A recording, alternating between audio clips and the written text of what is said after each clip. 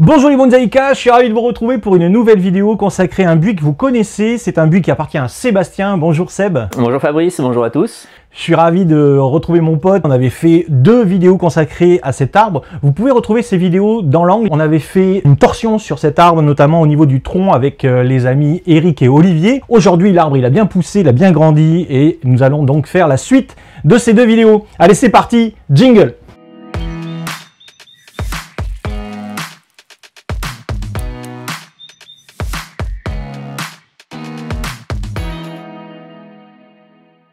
Avant d'aller plus loin dans cette vidéo, je vous invite à rejoindre le Nejikan Club en cliquant sur le bouton rejoindre juste à côté du bouton abonner et vous aurez tout un tas d'avantages.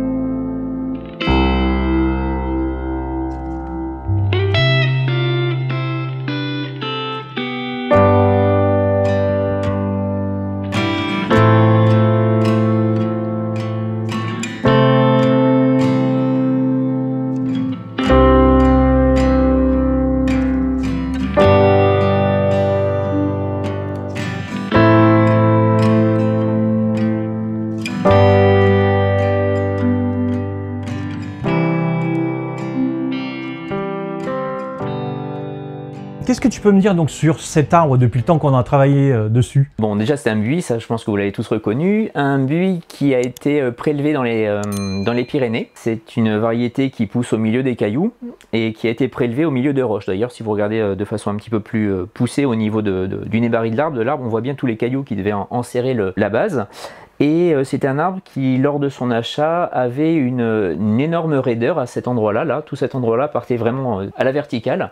Ouais, et grâce aux techniques qu'avaient développées Eric et Olivier, on a réussi à proposer quelque chose de beaucoup plus compact. L'idée de l'arbre, c'était évidemment de le compacter parce que je voulais pas avoir quelque chose de trop haut, de trop lettré. L'idée, c'était de revenir sur un arbre beaucoup plus compact pour mettre en valeur le point focal de l'arbre, qui pour moi était vraiment au niveau du nibari. C'est le début de l'arbre qui donne énormément de caractère à cet arbre. Donc l'idée c'était de revenir sur cet endroit là et donc de remettre le feuillage en adéquation avec un format d'arbre qui soit un petit peu plus raisonnable. Le travail qu'on avait mené avec Eric et Olivier avait été très efficace puisque j'ai pu le déligaturer l'année d'après et comme vous pouvez le constater au niveau du tronc principal on a gardé vraiment la forme complètement resserrée sur lui-même. Donc là super réussite. On a eu une petite accroche à cet endroit-là, c'est ce qui a permis à ce que l'arbre garde sa position et puis ensuite cicatrise de façon à garder un petit peu de force au végétal. Il est tel quel depuis maintenant 3 ans, donc je le prépare pour un futur rempotage. Je pense que ce sera très certainement le printemps prochain. Les gros travaux, il n'y en a pas du tout dessus qui ont été faits, on a fait simplement un peu de ligaturage sur des choses relativement fines et c'est ce qu'on va refaire aujourd'hui, c'est-à-dire qu'on va revenir sur une ligature alors pas de finition parce qu'on est encore loin d'un arbre fini. Hein. Eh ben, c'est une 3e mise en forme, hein, mine de rien, c'est une 3e mise en forme. Ouais, 2e, 3e mise en forme. Voilà, ouais. La première c'était vraiment un gros travail au niveau du tronc. La deuxième qu'on avait faite, c'était uniquement sur la mise en place des branches primaires. Ouais. Et aujourd'hui, on va pouvoir commencer sur les primaires et secondaires avec des sélections. Vous allez voir qu'il y a beaucoup de branches qui ne serviront plus à rien par rapport au projet parce qu'il y a une densification qui s'est faite et j'ai tout un tas de petites branches qui vont prendre la place de branches un petit peu plus puissantes. Vous verrez ça tout à l'heure sur les différents points de vue qu'on pourra faire. Qu'est-ce qu'on peut dire sur la santé de l'arbre, Sébastien? Alors, c'est un arbre qui est en pleine forme, j'ai aucun souci pour lui. Il a énormément de fleurs qu'on va enlever pour préparer le rebourgeonnement de l'année prochaine. L'été dernier, c'est un arbre que j'ai mal exposé. En fait, c'est un arbre que j'ai laissé quasiment en plein soleil. Le voile d'ombrage que j'ai mis était beaucoup trop léger. Et c'est un arbre qui s'est bloqué, en fait, qui a très peu poussé l'année dernière. J'ai pas eu de grosses flèches. Voilà, je suis assez déçu de sa pousse. J'aurais voulu qu'il soit un peu plus fort cette année pour le travailler. Maintenant, il a tout ce qu'il faut pour faire une légère mise en forme. Les tiges qui sont quand même là, elles sont présentes, elles sont pas forcément très importantes, très puissantes, du coup on va pouvoir les tordre plus facilement parce que sur le buis c'est quand même extrêmement cassant. Là on n'a pas besoin de faire de préparation, on va poser de la ligature au cuivre et on va surtout sélectionner les branches pour faire quelque chose de beaucoup plus épuré, parce qu'on est quand même sur un style lettré. Le caractère de l'arbre, il est en train de sortir. Maintenant, il faut mettre en place le vrai lettré, la chose poétique, on va dire, et on va voir ça ensemble. Juste signaler, donc ça c'est un petit conseil que je passe au passage, c'est de bien penser à gérer la pyrale du buis. J'ai pas du tout eu d'attaque cette année, certainement parce que tous les mois je pulvérisais en préventif. Voilà, aujourd'hui il n'a pas du tout été attaqué et aucun de mes buis sur les étagères n'ont été attaqués. Je sais que je vais avoir beaucoup de questions concernant les produits que nous utilisons pour la pyrale. Je vous invite tout simplement à aller en pépinière professionnelle. Ils ont des produits aujourd'hui qui sont aux normes. Donc je ne vais pas citer ni de marque ni de produits sur cette vidéo, vous comprendrez bien, puisque les normes ont changé depuis le 1er janvier 2020 et non pas 2021. Là maintenant on va faire le nettoyage sur cet arbre. La priorité des priorités, c'est enlever les mousses. On fait ça généralement parce que, bien sûr, on veut éviter d'avoir tout ce qui est insectes, champignons. On peut même détacher l'arbre. Hein. On va essayer, je suis pas sûr de la tenue, je trouve que l'arbre a mal raciné. J'avais mis beaucoup de pouzzolane et ça n'a pas fonctionné chez moi. Après, je dis pas que ça marche pas chez d'autres, hein, mais je suis pas très satisfait du résultat du racinaire. Donc on va tester pour voir si l'arbre est stabilisé. Ça fait quand même 3 ans, plus de 3 ans qu'il est dans son pot. On va utiliser juste la pince à jean, on va défaire les fils. C'est pas la peine de les couper parce que si on doit réattacher l'arbre, on aura comme ça les fils qui auront la bonne taille pour pouvoir le faire. Il y a pas mal de mousse qui a poussé là. Satisfait du premier truc là ou pas hein? Écoute, ça n'a pas l'air de bouger. C'est plutôt très satisfaisant. C'est bien, on va pouvoir le sortir. Oui, alors on va couper les fils. On va les laisser à l'intérieur, mais on va les couper comme ça dérangera plus. Je le sortirai au rempotage, oui. On y va avec la brosse en nylon, pas avec la brosse en laiton, parce que pour l'écorce, hein, on va faire quand même très attention à l'écorce. Si on peut, on y va, mais dans le sens de la fibre du bois. C'est toujours délicat hein, de toucher les écorces des arbres. Si on voit que c'est trop intégré, si vraiment la mousse, on ne peut pas l'enlever, on ne s'acharne pas dessus, c'est pas grave. L'important, c'est d'en enlever la plus grosse partie. Il a une belle base, hein. Il est chouette. Hein. Ouais, c'est un arbre. En fait, là, il y avait une belle surprise sur cet arbre-là. À l'acquisition, il était complètement caché. En fait, c'était juste un tronc qui partait. Et c'est en fait lorsque j'ai commencé à découvrir la motte que je me suis aperçu que dessous, il y avait vraiment quelque chose de très intéressant. C'est vraiment la découverte du nébari sous le substrat qui a fait que je me suis dit qu'il fallait absolument changer complètement l'idée principale d'un lait très fin et très aérien pour ramener à quelque chose de plus compact. Ah, c'est des petits bijoux. Hein. Il y a ce caractère qu'on vient chercher hein, dans la nature, unique. Et que ce soit pour les buis, les pins, pour tout arbre prélevé en montagne, on voit que ils ont souvent eu des problèmes hein, pour pousser. Donc là encore, tout ce chari-là.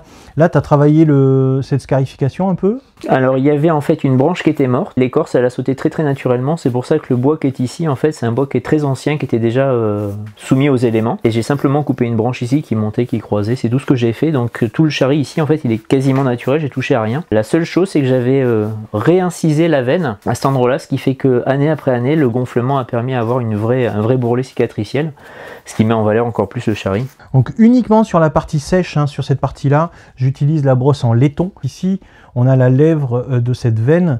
Il faut vraiment être délicat dessus. On ne va pas s'acharner. On peut venir frotter, enlever éventuellement tout ce qui est trace de calcaire et redonner un petit peu de peps, on va dire, à toutes les fibres de bois. C'est vachement intéressant. Ce serait un sujet super intéressant de vidéo à venir pour le futur, de tout le travail sur le bois mort, de la création jusqu'à l'obtention d'une patine très élégante. Il y a un gros travail, il y a plein de gestes différents à faire et c'est vrai que ça pourrait être un thème super intéressant de futures vidéos. Oui, c'est vrai. Oui. Tout doucement, on va voir des sujets qui s'étoffent sur la chaîne. Tu l'as depuis combien de temps cet arbre, Sébastien? Ça fait 7 ans qu'il est dans ma collection, cet arbre. Les 2 premières années, j'y avais pas du tout touché. J'avais juste vérifié que j'arrivais à le cultiver comme il fallait. Je l'avais rempoté au tout début. Je me suis aperçu qu'il était en pleine forme. Et ensuite, je suis vraiment réellement rentré dans le projet. Et c'est grâce à Eric et Olivier qu'ils ont servi de tremplin en fait, hein, pour que l'arbre puisse avancer de façon un petit peu plus soutenue. Et là, aujourd'hui, je me laisse aller sur sa vitesse de croissance pour choisir les travaux à effectuer. Cette année, j'ai absolument rien fait du tout. Mais c'est un arbre c'est lui qui dicte les travaux, hein. Moi je le force pas. On a fini le nettoyage, Sébastien?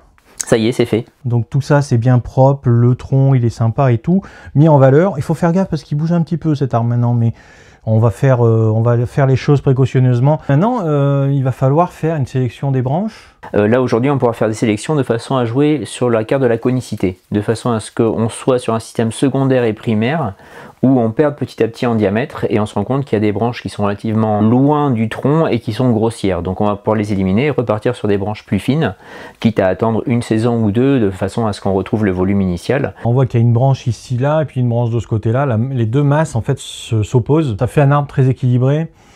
On aurait tendance à penser qu'il vaudrait mieux déséquilibrer plus ou moins l'arbre. Ça serait intéressant ou bien de choisir cette branche-là ou bien de choisir cette branche-là en fonction de ton projet. Le projet très clair, hein, c'est celui qui est depuis le début, c'est-à-dire de revenir l'arbre vers moi, de mon côté, et donc naturellement d'avoir des plateaux qui soient sur le côté opposé, très proche de l'arbre et très fin, de façon à avoir vraiment une main principale qui vienne vers l'observateur et que des petits rappels derrière qui contrebalancent. On va regarder ça de façon très rapide et on se rend compte qu'il y a ici une branche qui est très importante. Si je me mets sur le profil pour que vous la voyez bien, cette branche elle a clairement plus lieu d'être. On va pouvoir la supprimer de façon à pouvoir recréer tout le travail sur ce petit plateau qui est ici. Ça va mettre en valeur toute la partie du tronc qui est maintenant, qui n'a pas de raideur. Et là, en enlevant ce volume, ça va ouvrir en fait des espaces qui sont maintenant vides et dans lesquels on va pouvoir couvrir le tronc et on va pouvoir s'amuser justement à remonter sur l'arbre et voir d'autres branches peut-être plus fines. Je vais même plus loin que ça, c'est-à-dire que cette branche qui est en arrière, elle vient casser la ligne de tronc. La branche que tient Fabrice, vous avez une ligne de tronc qui est très intéressante, très sinueuse, et vous avez ici une branche verticale qui vient casser le mouvement. Est-ce qu'il y a une autre branche que tu vas sortir sur cet arbre? Toujours sur la même idée de conicité, vous avez ici une branche haute qui est quand même très massive, que je peux facilement supprimer parce que j'ai la chance d'avoir à cet endroit là ici tout un tas de petites branches qui on peut même aller pousser un tout petit peu plus loin l'analyse en pensant à toutes les branches hautes que l'on va pouvoir redescendre, un petit peu comme les styles des genévriers, où en redescendant on va recréer naturellement, on va prendre la place de toutes les branches existantes qui sont aujourd'hui trop fortes. Sur le reste de l'arbre, il n'y a pas grand chose à faire. Tout ce qu'on avait prévu sur la branche principale, ici on est vraiment sur des branches qui ont quasiment toutes le même diamètre. On en profitera pour sortir les fleurs à partir du moment où on fera la ligature. Hein. Oui, ça c'est le travail. La fleur sur le buis est pas forcément passionnante. Enfin, esthétiquement, je trouve pas qu'elle apporte grand chose. Elle a tendance à affaiblir l'arbre, donc je les sors systématiquement. C'est un travail qui est un petit peu long et pénible. Donc je vais profiter que Fabrice soit là pour le faire comme ça. Moi, je vais aller boire un café. La première branche que l'on va sortir, c'est ce cylindre ici qui est très important, un diamètre important. Donc bon, là relativement facile.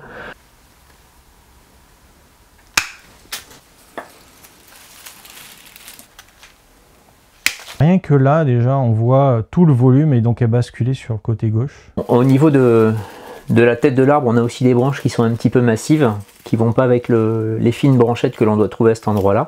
Donc on a également cette branche que je tiens actuellement, qui est un petit peu grossière, que je vais sortir. Ouais, ça allège un petit peu hein, la canopée. De toute façon, je pense qu'on va poser la ligature, et puis ensuite on fera les gros réglages, parce qu'il y a encore des grandes longueurs. Et de toute façon, on va pas pouvoir garder tout ce feuillage, il est vraiment encore trop important, on va dire. Donc maintenant, ce qu'on va faire, c'est qu'on va sortir l'ensemble des fleurs, hein, parce que ça va nous gêner pour la ligature. D'une part, ça gêne pour la ligature, ça n'a pas d'intérêt esthétique, et puis ça mange un petit peu la force de l'arbre. Généralement, il y a deux fleurs qui sont accrochées sur les interstices des feuilles. Et donc, eh bien, il suffit juste de rouler un petit peu comme ça, le pouce et l'index, et tac, la fleur elle tombe. C'est surtout qu'à ces endroits-là, c'est vraiment là où on trouve les bourgeons latents. Si on abîme cet endroit-là, bah, c'est un futur rameau qu'on risque de perdre. Vous pouvez faire ça sur tous vos buis. Ça limitera aussi un peu cette odeur que certains n'aiment pas, puisque c'est une odeur quand même qui est assez forte. Pupicha, des choses comme ça. Ouais, c'est ça, ouais. Ouais, c'est une odeur qui est assez symptomatique du buis. Conseiller de le faire en plein hiver au moment... Enfin, pas attendre le printemps en tout cas, parce que sinon on a tous les bourgeons qui sortent. Et on est au mois de décembre, il faut quand même le signaler. Au mois de décembre, on peut faire ce travail, parce que si on le fait au mois de mars, avril, quand l'arbre il est en train de partir, on va toucher les nouveaux bourgeons, les nouvelles petites feuilles qui sont en train de se créer.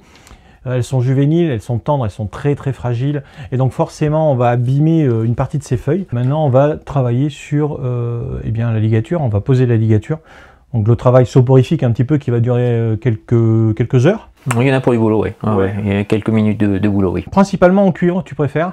Bah, je préfère parce que l'arbre étant naturellement assez fin, j'ai peur que le diamètre d'alu nécessaire soit vraiment très disgracieux, et comme c'est quelque chose que bon, je profite de mes bonsaïs à la maison sous mes fenêtres, je préfère que ce soit joli le le plus possible, quoi. Donc voilà, je préfère le cuivre, d'autant plus qu'il n'y a pas de grosses torsions à faire, donc j'ai pas peur de blesser l'écorce avec les fils de cuivre qu'on va utiliser. Ça va être du 1 mm, peut-être du 1,5 pour les plus grosses. Donc Seb, là, on a quand même énormément de branches sur cette première branche basse, hein, la Sachieda de ce lettré. Donc il va falloir quand même faire un choix. Qu'est-ce que tu as décidé?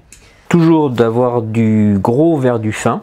Toujours, et je me retrouve ici avec une branche qui est relativement chargée en végétation, qui a quand même un diamètre beaucoup plus gros que celles qui sont autour, et c'est une branche qui va pas forcément être très utile parce que j'ai suffisamment de végétation avec tout ce qui est autour, qui va pouvoir prendre la place et créer l'aspect visuel au niveau des feuilles et de la ramure fine. Donc je pense que cette branche qui est ici, on va pouvoir s'en passer, ouais. Et comme c'est un arbre qui est censé être relativement simple, j'ai pas besoin d'avoir une telle densité de branches. On a beaucoup moins de branches, du coup on les voit beaucoup plus, ce qui va nous permettre de réaliser différents plateaux. Premier plateau assez aérien, très léger, très fin sur l'avant de l'arbre. Ensuite un deuxième plateau qui va créer un volume légèrement inférieur. On a deux autres branches qui vont nous permettre de créer deux autres volumes. Au total, on aura 4 volumes différents présents ici. L'idée, c'est de ne surtout pas avoir tout au même niveau, de ne pas avoir qu'un seul plan, parce que sinon, on va avoir quelque chose de massif, alors que l'arbre étant très dynamique, l'idée, c'est au contraire de garder ce dynamisme, que ce soit sur le tronc ou que ce soit au niveau des différents plateaux que l'on va pouvoir réaliser.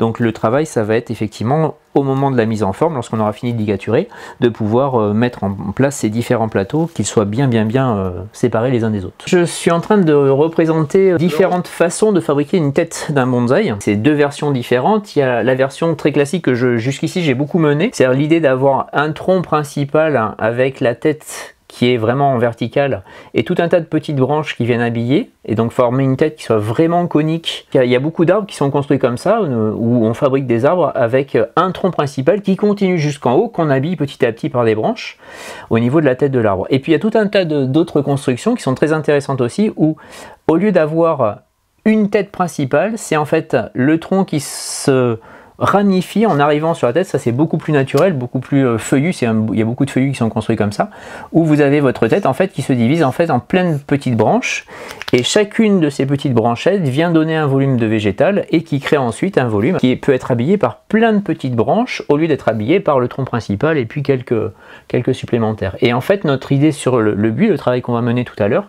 c'est de construire la tête de l'arbre sur ce modèle là, et non pas sur le modèle classique du pin ou du genévrier, enfin des conifères. C'est davantage le modèle conifère, hein. Quand vous prenez par exemple des érables, très souvent un érable, quand vous avez sa tête qui se termine, vous avez le tronc qui avance, et puis plus on arrive dans l'arbre, plus on a des petites branches qui viennent ensuite se séparer, et qui donne cet aspect. Si vous regardez un petit peu autour de nous, les arbres dans les plaines, vous avez très souvent le haut de l'arbre. En fait, c'est une multitude de petites ramifications qui viennent donner le sommet de l'arbre. Après, vous avez plein de branches, évidemment, sur le côté intermédiaire. Ce qui est sûr, c'est que je ne sais pas si je dois mener un buis comme un conifère ou comme un feuillu. Alors, je serais davantage sur le côté conifère parce que c'est une forme que je privilégie. J'aime beaucoup plus le côté sculpture qu'on peut faire avec le conifère qu'avec un feuillu, qui reste quand même des arbres qui doivent être globalement plus naturels. Maintenant, là, on va plutôt être sur ce modèle-là de construction sur le buis parce qu'on a une tête qui se présente davantage comme ça que comme ça.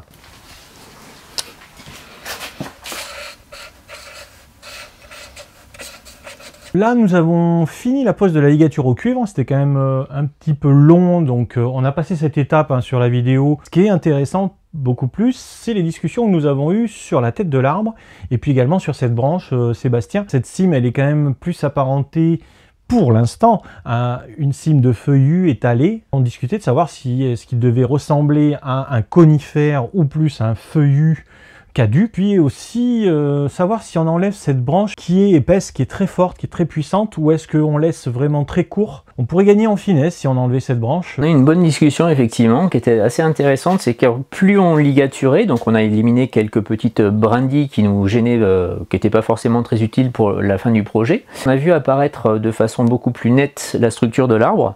Et l'idée donc maîtresse, c'est quand même d'avoir une branche principale et avoir un poids important sur cette partie, celle qui vient vers moi actuellement, et de limiter au maximum le poids de l'arbre sur la partie droite. On n'a pas encore fait la mise en forme, hein. On a juste ligaturé puis aplati un petit peu tous les rameaux. Ben, on se rend compte de façon assez forte que tout ce que vous avez ici, là, alors je vais tourner un tout petit peu l'arbre pour que vous voyez bien, voilà, toute cette zone qui est ici, là, tout ce que je tiens dans ma main, en fait, c'est relativement loin de la tête de l'arbre qui se situe ici. On est au même niveau. Presque. On n'est pas sur un plateau en dessous, et puis la redescendre, ça n'a pas d'intérêt. En plus, c'est une branche qui naît un petit peu plus haut, elle est relativement massive. Au final, par rapport au mouvement de l'arbre qui est censé venir vers moi, ben on s'est dit que ce serait peut-être pas mal de la sortir. Dans un premier temps, avant d'être sûr, on va poser un linge dessus, la cacher, et puis se rendre compte si effectivement il y a un vrai apport à la supprimer. Alors on fait doucement pour rien abîmer, voilà, on voit ce qui se passe dessous. On retrouve ici exactement l'objectif de dire j'ai une branche tirante, j'ai un mouvement principal qui est de ce côté-là. J'ai énormément allégé cette zone qui est ici, peut-être un petit peu trop, donc là l'idée ça serait de se servir des branches que l'on a sur la tête pour les ramener légèrement sur la partie droite. Et à ce moment-là, en ayant un petit peu de profondeur, parce qu'il faut toujours garder un peu de profondeur sur l'arbre. Ça sera beaucoup plus fin, on va gagner en finesse, ça c'est clair. Voilà, ben c'est l'objectif, on est en tête de l'arbre, donc c'est voilà, pas de la dentelle, mais pas loin. Ouais. Si on tourne un tout petit peu l'arbre, vous voyez qu'on a suffisamment de matière végétale ici, qu'on peut redescendre, parce que c'est encore très très souple, c'est très jeune, hein, toute cette partie-là. Et donc en la redescendant, on va rattraper le volume qu'on aura éliminé. C'est vrai que c'est une décision qui est importante parce que c'est une branche qui est vieille, c'est une branche qui est ancienne. C'est toujours délicat de couper une branche qui est ancienne et ça appartient que aux propriétaires de faire ça. Ce n'est pas à un formateur de pouvoir venir, de pouvoir dire bah, tiens je coupe là, voilà. Vous laissez pas faire quand vous faites votre arbre, si vous n'avez pas envie de couper une branche parce que vous n'êtes pas décidé, parce que vous n'êtes pas convaincu. Voilà, il faut être convaincu par ce qu'on fait, sinon il vaut mieux laisser les branches telles qu'elles sont. Ah oui, c'est compliqué parce que le côté bonsaï, c'est que forcément il y a un côté très esthétique et très épuré qui nous vient des japonais, hein. C'est vraiment les dogmes japonais, c'est quelque chose de très très simple. On fabrique des genévriers avec 3 branches, c'est ce qui reste dans tous les grands écrits japonais, mais c'est compliqué quand on est horticulteur, qu'on fait pousser et que d'un seul coup on nous dit non, tu coupes tout, t'enlèves tout et on repart qu'avec 3 branches. C'est quelque chose qui est au club, voilà, pour l'entendre et pour le réaliser, je pense qu'il faut une forme de maturité qu'on acquiert quand on a un petit peu de bouteille, quand on a commencé à avoir beaucoup de catalogues, beaucoup d'expos, beaucoup d'arbres construits qui sont très très élégants avec peu de branches. On comprend mieux pourquoi la multitude de branches, ça apporte pas forcément beaucoup d'esthétique, beaucoup de finesse. On peut combler des trous facilement avec du feuillage, mais ça sera jamais joli. L'idée c'est de pas faire du topiaire, c'est de faire du bonsaï. Très bien, on va te laisser couper la branche et puis ensuite on va continuer sur le projet. Je fais mon caprice.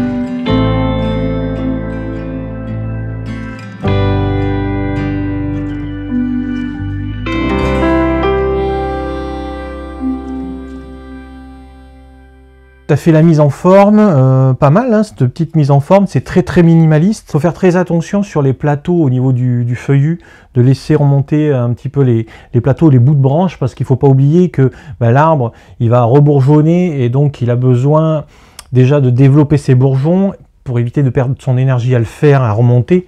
Si on lui met les branches vers le haut un petit peu, il n'aura pas à le faire. Donc ce genre de choses, des petits détails comme ça sur le haut, sur le bout des branches remontées. C'est là où on est justement à la limite entre le conifère et le feuillu. C'est exactement ça. Oui. C'est-à-dire qu'on descend les plateaux, ce qui est logique parce qu'on aime bien avoir des branches basses, qui va donner l'apparence du vieillissement de l'arbre. S'il passe son temps à lutter contre le fil qu'on a positionné vers le bas, il va donner de l'énergie à faire ça. Autant lui faciliter la vie et remonter ces petits bouts de branches. Ensuite, il faut faire attention aussi au niveau des volumes, c'est-à-dire qu'on a des plateaux qui sont positionnés, mais il y a des branches qui sont plus courtes à l'intérieur du plateau. Et ça, il ne faut pas non plus trop les aplatir. Ici, là, par exemple, on a relevé ce genre de petit plateau pour donner un peu plus de volume et de matière à l'ensemble. Écarter un petit peu aussi tous ces plateaux. Pensez que les plateaux, ils ont besoin d'avoir du soleil, beaucoup de soleil, pour pouvoir se densifier. Alors Sébastien et moi, on se connaît depuis très longtemps, donc on se permet de se critiquer sur l'esthétique, on en discute, on n'a pas forcément les mêmes avis. On a des constructions très différentes l'un et l'autre, et ça ne veut pas dire qu'on ne respecte pas le travail de l'autre, donc voilà, c'est une bonne entente. On a toujours fait comme ça sur nos arbres, et on a toujours bien avancé ensemble sur nos arbres. C'est un petit peu l'idée du club, hein. Moi si je me suis aussi lancé dans l'animation d'un club, c'est le partage. C'est l'idée de, voilà, j'ai mes idées, j'ai mes envies, j'ai mes goûts, mais voilà, rester ouvert à ce que l'autre peut amener. Et puis du coup, on construit les arbres, on devient un peu plus mature en écoutant les autres. Il y a des choses bonnes à prendre et puis des choses un peu moins bonnes qui correspondent aux uns, pas aux autres.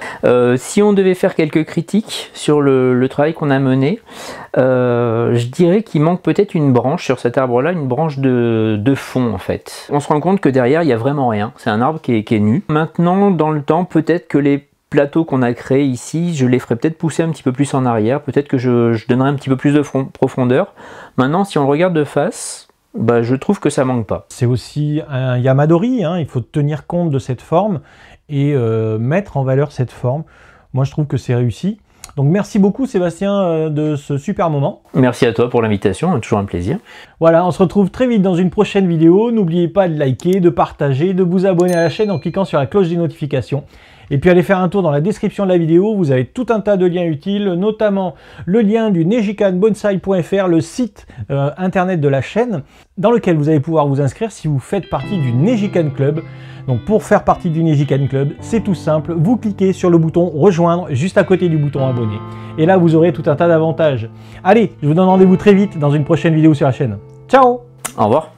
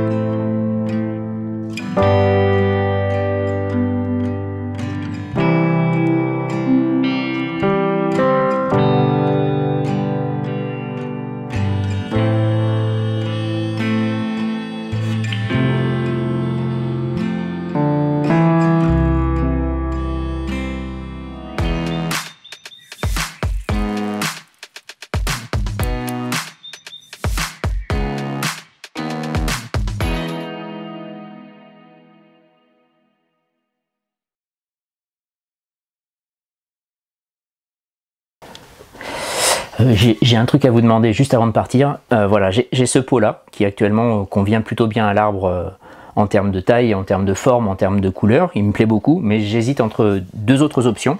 J'ai également un pot qui lui ressemble beaucoup, couleur crème. Donc voilà, ça c'est mon choix numéro 2. Et puis je vais vous présenter un troisième choix, vous allez me dire ce que vous en pensez. Et j'ai un pot également crème qui est plutôt rectangulaire. Alors ce que je vous invite à faire, c'est profiter des commentaires en dessous de la vidéo. Et puis vous me dites si vous choisissez le pot numéro 1, le pot numéro 2 ou le pot numéro 3. Voilà, je vous remercie.